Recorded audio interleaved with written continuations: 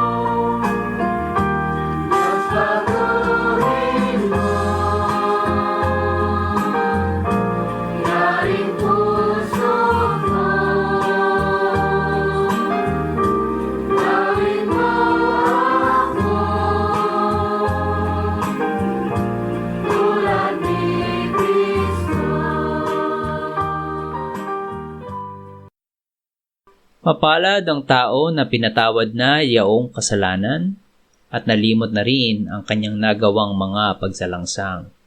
Mapalad ang taong sa harap ng Panginoon ay di na pinararatangan ng kasalanan, dahilan sa siya ay hindi nanlilinlang. Noong hindi ko pa naipapahayag yaring kasalanan, sa buong maghapon ako'y nananangis sa matinding lumbay. Sa araw at gabi, bigat ng kamay mo ang nararamdaman, ano pa't wala nang nalalabi akong lakas sa katawan. Hamog ang kaparis na dagling na tuyo sa sikat ng araw. Ako ay lumapit sa iyong harapan at salay inamin. Ang aking nagawang mga pagsalansang di ko inilihim. Pinagpasyahan ko ang lahat ng ito sa iyo'y idaing at aking natamo ang iyong patawad sa sala kong angkin.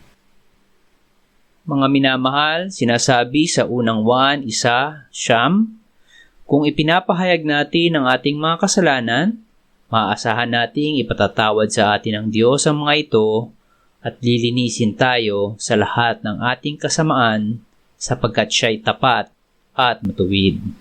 Salamat sa iyo, O Diyos. Pinatunayan mo ang iyong pag-ibig sa amin nang si Kristo ay mamatay para sa amin noong kami mga makasalanan pa.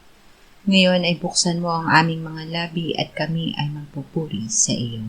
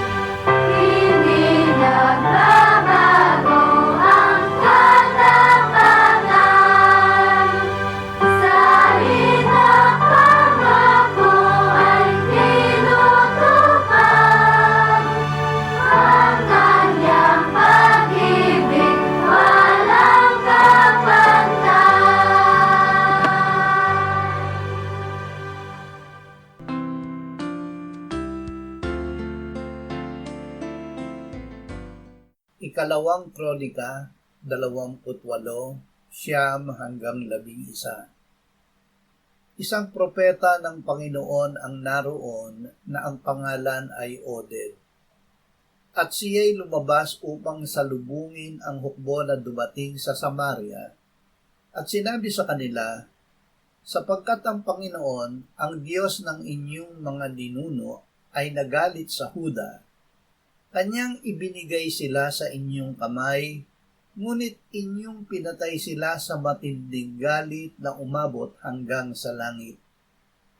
At ngayoy binabalak ninyong lupigin ang mga anak ni Huda at ng Jerusalem, lalaki at babae, bilang inyong mga alipin. Wala ba kayong mga kasalanan laban sa Panginoon ninyong Diyos? Ngayoy pakinggan ninyo ako at pabalikin ninyo ang mga bihag na inyong kinuha mula sa inyong mga kapatid, sapagkat ang matinding galit ng Panginoon ay nasa inyo. Hindi gigibain. Ang Israel ang kapulungan o iglesia sa ilang. Ito ay nahati sa dalawa, ang Huda na may 1 tribo at ang Israel na may 10 tribo. Nangyari na sila ay nagdigmaan at nalupig ng Israel ang Huda. Ngunit hindi kalooban ng Diyos na mapuksa ang Huda. Sa pamamagitan ng ilang pinuno ng Ephraim at ni Propeta Oded, ay kinalinga ng Israel ang Huda at pinabalik sa kanilang lupain. Ang kalipunan ng mananampalataya ay ang iglesia.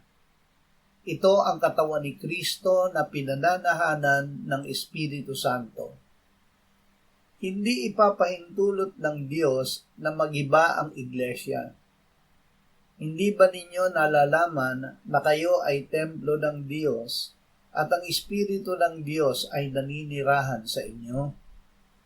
Kung ang sino man ay magtangkang gumiba sa templo ng Diyos, ang taong ito'y gigibain ng Diyos sapagkat ang templo ng Diyos ay banal at ang templong ito ay kayo. Awit 32, 5-7.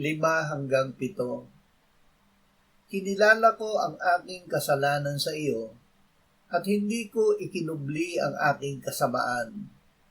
Aking sinabi, ipahahayag ko ang aking paglabag sa Panginoon, at iyong ipinatawad ang bigat ng aking kasalanan. Kaya't ang bawat isang banal ay manalangin sa iyo, sa panahong matatagpuan ka, tunay na sa pagragasa ng malaking tubig, siya'y hindi nila aabutan. Ikaw ay aking dakong kublihan. Iniingatan mo ako sa kaguluhan. Pinalibutan mo ako ng mga awit ng kaligtasan. Ang pinatawad ay pinapatnubayan. Kung ipinahahayag natin ang ating mga kasalanan, ang Diyos ay tapat at banal na magpapatawad sa ating mga kasalanan at tayo'y lilinisin sa lahat ng kalikuan. Ito ay isinulat sa atin upang tayo'y huwag magkasala. Ngunit kung ang sino man ay magkasala, tayo ay may tagapagtanggol sa harap ng Ama, si Jesucristo na siyang matuwid. Siya ang kabayaran para sa ating mga kasalanan, at hindi lamang para sa atin, kundi para din sa kasalanan ng buong sanlibutan. Tayo ay hindi lamang pinatatawad ng Diyos. Tayo ay kanyang pinapatnubayan. Sinabi ng Diyos kay David, aking ipapaalam at ituturo sa iyo ang daan na dapat mong lakaran. Papayuhan kita na ang aking mga mata ay nakatitig sa iyo. Galatia 3:15-18. Kapag napagtibay na ang tipan ng isang tao, walang makapagdaragdag o makapagpapawalang bisa nito. Ngayon, ang mga pangako ay ginawa kay Abraham at sa kanyang binhi.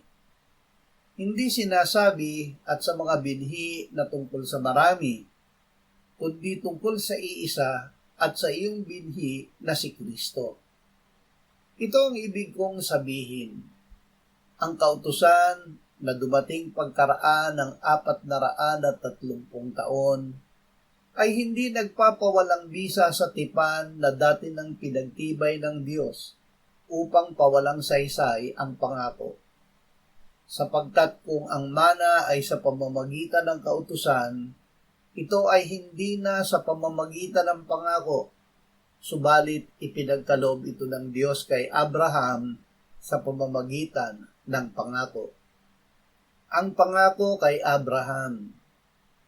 Sinabi ng Diyos kay Abraham, "Para sa akin, ito ang aking pakikipagtipan sa iyo. Ikaw ang magiging ama ng maraming bansa. Ang pangalan mo ay hindi natatawaging Abram, kundi Abraham ang magiging pangalan mo. Sapagkat ikaw ay ginawa kong ama ng maraming bansa. Ikaw ay gagawin kong mayroong napakaraming anak, at magbumula sa iyo ang mga bansa, at magbubuhat sa iyo ang mga hari. Aking itatatag ang aking tipan sa iyo at sa iyong binhi, kahit sa iyong pagkamatay sa buong lahi nila, isang tipang walang hanggan, upang maging Diyos mo at ng iyong binhi." Si Abraham ay lubos na nanalig na kayang gawin ng Diyos ang kanyang ipinangako. Kaya't ang kanyang pananampalataya ay ibinilang na katuwiran sa kanya. Hindi lamang dahil sa kanya isinulat ito. Ito ay dahil din naman sa atin na ibibilang sa atin ng mga sumasampalataya sa Ama na muling bumuhay kay Jesus na ating Panginoon mula sa mga patay, na ibinigay sa kamatayan dahil sa ating mga pagsuway at muling binuhay upang tayo'y ariing ganap. Lucas 10:23-28. At pagharap niya sa mga alagad, ay palihim niyang sinabi, "Mapapalad ang mga matang nakakakita ng inyong nakikita. Sapagkat sinasabi ko sa inyo na maraming propeta at mga hari ang naghangad na makita ang inyong nakikita at hindi nila nakita, at marinig ang inyong naririnig at hindi nila narinig." At may isang dalubhasa sa kautusan ang tumindig upang si Jesus ay subukin na nagsasabi, "Guro, anong dapat kong gawin upang magmana ng buhay na walang hanggan?" Sinabi niya sa kanya, "Ano ba ang nakasulat sa kautusan? Ano ang nabasa mo?" At sumagot siya, "Ibigin mo ang Panginoon mong Diyos ng buong puso mo, ng buong kaluluwa mo, ng buong lakas mo, at ng buong pag-iisip mo, at ang iyong kapwa na gaya ng iyong sarili." At sinabi niya sa kanya, "Tumpak ang sagot mo, gawin mo ito at mabubuhay ka." Pinahalagahan ni Jesus ang kautusan. Sinabi ng Panginoong Jesus, "Huwag ninyong isiping pumarito ako upang sirain ang kautusan o ang mga propeta. Pumarito ako hindi upang sirain, kundi upang tuparin ang mga ito. Sapagkat katotohanang sinasabi ko sa inyo, hanggang sa mawala ang langit at lupa, ang isang tuldok o isang kudlit ay hindi mawawala sa kautusan, hanggang sa matupad ang lahat ng mga bagay." Kaya't nang subukin siya ng isang dalubhasa sa kautusan ay sinabi niya, "Ano ba ang nakasulat sa kautusan? Ano ang nabasa mo?"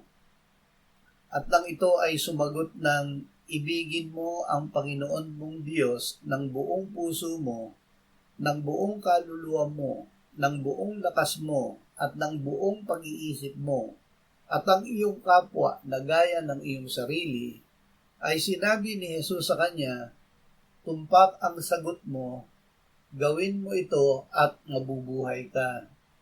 Tinupad ni Jesus ang kautusan. Pinahalagahan ng Panginoong Hesus ang kautusan dahil siya ang ganap na tumupad nito. Ang lahat ay nagkasala at hindi nakaabot sa kaluwalhatian ng Diyos. Sila ngayon ay itinuturing na ganap ng kanyang biyaya bilang kaloob sa pamamagitan ng pagtubos na kay Kristo Jesus, na siyang inialay ng Diyos bilang handog na pagtubos sa pamamagitan ng kanyang dugo na mabisa sa pamamagitan ng pananampalataya.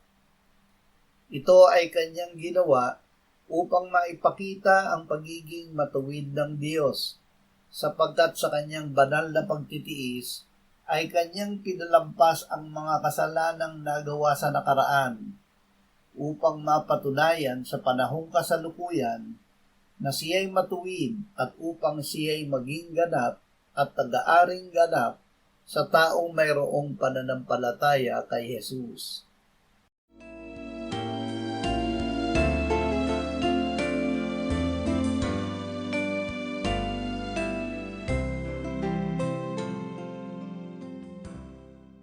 Manalangin tayo. Panginoong Hesus, sinabi mo, malibang kainin ninyo ang laman ng anak ng tao at inumin ang kanyang dugo, kayo ay walang buhay sa inyo. Ang sino mang kumakain ng aking laman at umiinom ng aking dugo ay may buhay na walang hanggan, at akin siyang muling bubuhayin sa huling araw. Sapagkat ang aking laman ay tunay na pagkain at ang aking dugo ay tunay na inumin. Siya na kumakain ng aking laman at umiinom ng aking dugo ay nananahan sa akin at ako sa kanya. Kung paanong buhay ang Ama na nagsugo sa akin at ako ay nabubuhay sa pamamagitan ng Ama, gayon din siya na kumakain sa akin, siya man ay mabubuhay sa pamamagitan ko. Panginoong Hesus, aming tagapagligtas, tinatanggap ka namin sa oras na ito bilang aming tinapay ng buhay. Tinatanggap namin ang iyong katawan na ipinako sa krus, namatay, inilibing, binuhay na muli, at iniakyat ng Ama sa kanyang kanan sa langit bilang aming tunay na pagkain. Tinatanggap namin ang iyong dugo na nabuhos sa ikapagpapatawad ng aming kasalanan bilang aming tunay na inumin. Manahan at mabuhay ka sa amin upang kami ay mamuhay sa pamamagitan mo kung paanong ikaw ay namuhay sa pamamagitan ng Ama. Salamat, Ama, sapagkat dahil kay Kristo, kami ngayon ay nakapamumuhay kasama mo kaisa ng Espiritu Santo. Sa iyo ang lahat ng kaluwalhatian, ngayon at magpakailanman. Amen.